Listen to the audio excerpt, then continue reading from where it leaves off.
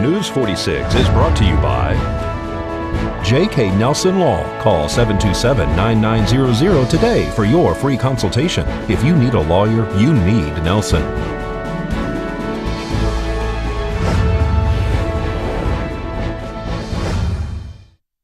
Tonight on News 46, the president gives a farewell speech. A man is arrested for theft at a residence. And a local veteran receives an award. News 46 starts now.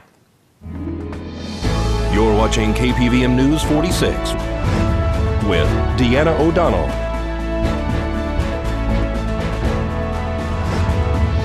And Eunette Gentry. News 46, local coverage you can count on. Good evening. It's Tuesday, January 10th, 2017. I'm Deanna O'Donnell. And I'm Eunette Gentry for News 46.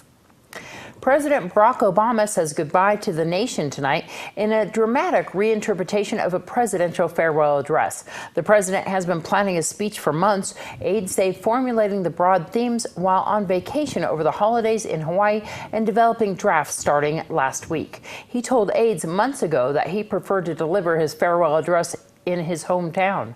The president, who is writing the speech himself, has went through at least 4 drafts. The speech begins at 6 p.m. tonight, airing on all major networks and online at the White House's website.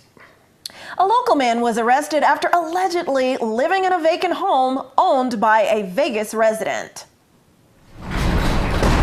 The Nye County Sheriff's Office has arrested John Presner for charges related to burglary and trespass. According to the report, on December 30th, an officer with the Nye County Sheriff's Office was dispatched to the area of Highway 160 and Mesquite in reference to a suspicious male in the roadway. Upon arrival, they made contact with the male identified as John Presner, who said that he lived in the area at a location on Highway 160. It should be noted that the officer that responded to this call also responded previously to a theft and vandalism at that location and made contact with the owner, who was not John Presner. Police said that the victim of the theft said that scrap metal was stripped off his sheds and trailers and that no one had permission to be on the property. This same officer had contact with Presner the day before and said that he saw the victim's ID on Presner, who said that he could not give a reason for having the victim's identification card on his person. The victim also stated to police that his ID card was stolen from the residence. It appears that Presner had been squatting at the property, according to police,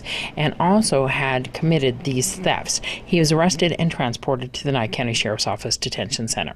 This is Deanna O'Donnell for News 46. Roger Roots, who is consulting on the Bundy Family trial, spoke to News 46 about the upcoming hearings. Every single defendant, except for, I believe, 2, are held right here. Every single defendant in the case is still in custody. The judges have not granted bail at all, even though the 8th Amendment requires reasonable bail shall be available for every criminal defendant. No bail for these guys. They're all still in custody. They're facing huge sentences for the 2014 events that happened north of Las Vegas, there in just south of Mesquite, the Bunkerville area.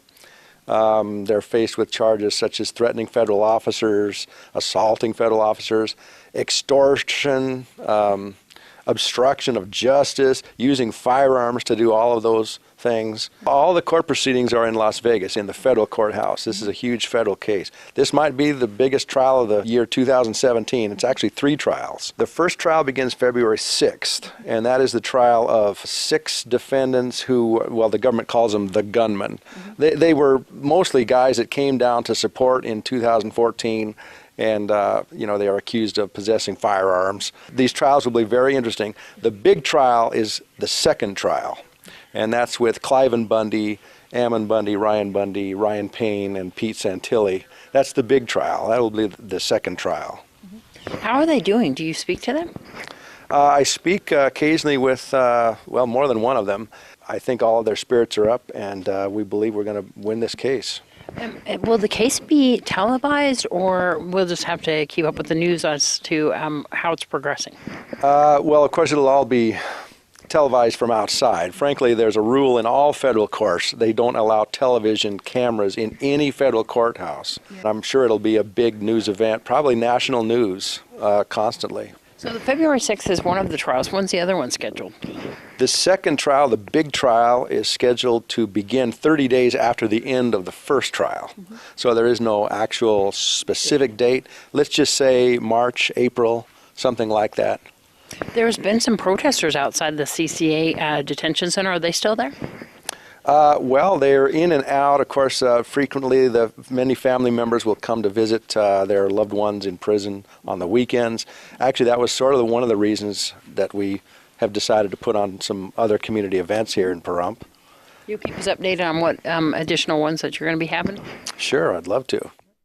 Well, the Truckee River in Reno continues to move quickly, but appears to be receding after the flooding that took place in that area, which forced the evacuation of about 400 residents from an extremely heavy rainfall that started Sunday. Officials have reported no major damage to the city, but Nevada Department of Transportation says many roads outside Reno and Sparks were damaged by those waters. And after this break, we'll have your court report.